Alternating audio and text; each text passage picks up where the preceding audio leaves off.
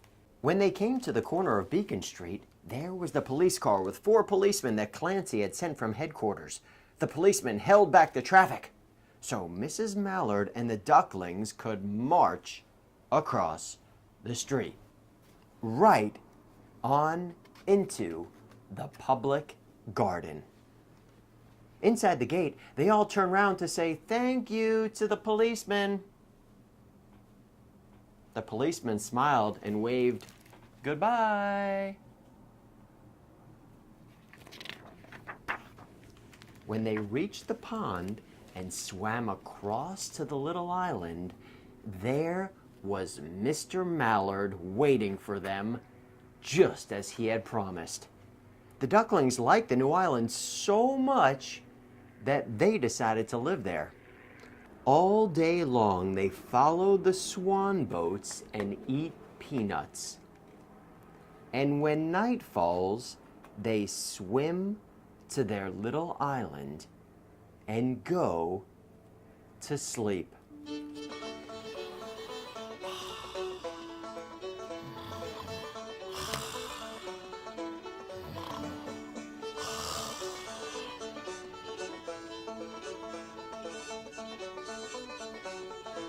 The end. What did you like about that story, Scout? I like ducks too. They're so family-oriented. You know, they sort of all stick together. Quack, quack, quack, quack, quack, quack. What was your favorite part of the story? The way the ducks found a home right in the middle of the island. And how about the scene when the policemen all stopped the traffic so the ducks could safely cross the street? Lightning Jesse and Sidecar Scout. Please subscribe right somewhere down below and you'll be notified every time we launch an episode. Have a good day. Until next time, hasta luego. I have no idea what that means. Maybe it means goodbye in some faraway planet.